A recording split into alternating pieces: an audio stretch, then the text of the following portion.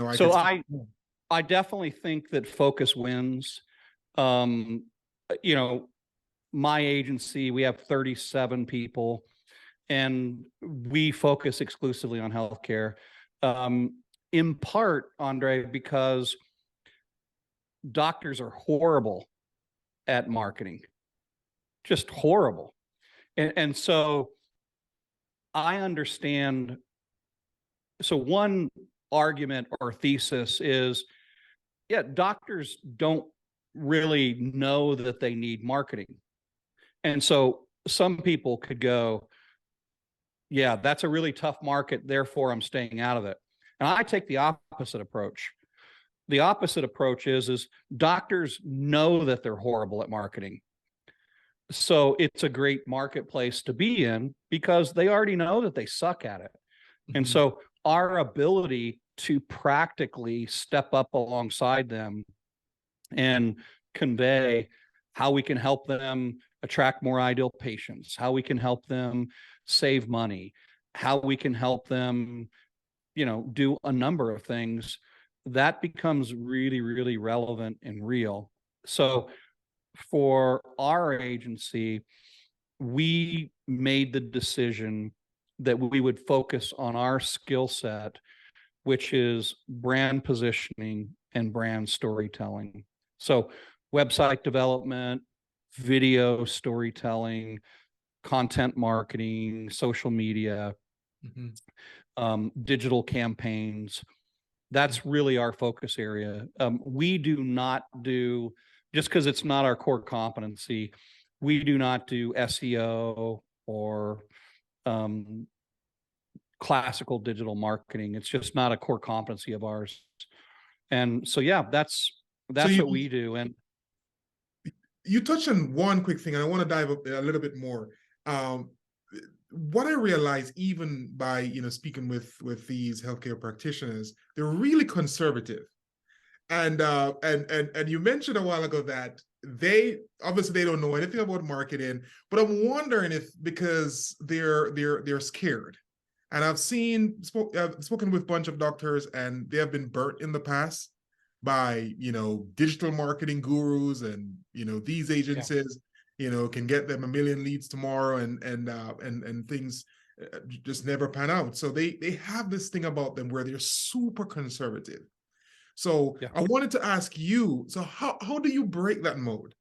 How do you get them to yeah. see you? Um, the way that our agency does it is we quote unquote got away from. Here's what we learned: what you and I think we sell is not what they're buying.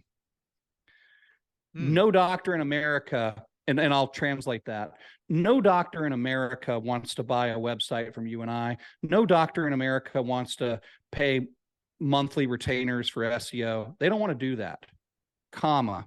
That's not what they want to buy.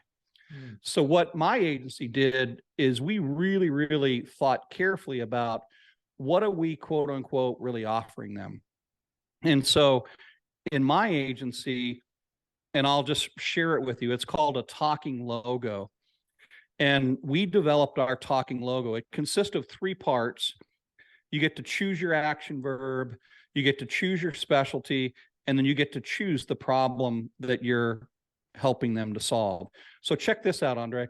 Imagine me, so you're Dr. Wright, and imagine me connecting with you for the first time. You know that I'm a marketing guy. And so you got your defensive antennas up.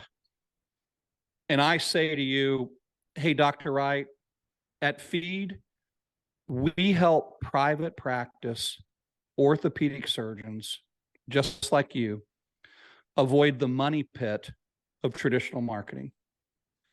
We help you to become the specialist in your specialty, Mhm. in the mindset of your ideal patients. And we help you to attract more ideal patients. See how that sounds different than hey, we can build a website for you. We can create videos for you. We can do SEO for you. We can get you ranked really high. You see what I just did there with that talking logo? Yes, yes. You're speaking their language, because that's what they care about, building their practice and scaling their practice. They care about getting the ideal patients. That's right. It's the difference between you and I selling a feature rather than solving a problem. And so, what we're really, really careful is what we say and what doctors hear are not always the same. So what I'm predictably able to do by delivering my talking logo, at a minimum, I'm getting enough curiosity that the doctor is more prone to go, I think I know what you mean, but tell me more. Or that's different. Tell me more. I allowed curiosity instead of me being, because here is, by way of background, Andre, it's a little bit of a different background. I was a psychological profiler for the government. So I come from a behavioral science background. So I'm thinking about, how do people make decisions? I'm not thinking, quote unquote, how to sell a doctor something. I'm thinking about, what do they need? What do they need to hear along their buyer's journey that aligns with how they process information? And for sure, what does not resonate with them is me and you going, well, we could come in and do your SEO. We can come in and build your website. They're not down for that. They're not. They're not. And Matthew, I want to tell you, one of the worst things, even on LinkedIn, is from some guy that they don't know you, just to send you a message, Andre, buy this from me. So to your point, you have to, build a relationship and at least speak their language. Let they understand where you're coming for from. sure.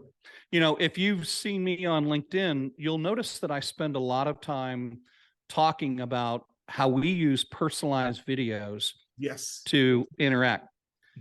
Here's why we do that, Andre. We're not doing that to create fancy videos. We're not doing that to see ourselves on video. We're doing that because every other person, Jake, the State Farm agent, medical sales agents, you name it, they're all going after them through email, voicemail, etc., with exactly what you and I are talking about. Whereas you and I, by sending them personalized videos, it decreases the amount of time that it takes for them to know, like, and trust us. That's great, man. Let's continue the conversation. Appreciate you. Okay? Yes, sir. Have a great weekend. Same to you. Thanks. Bye-bye.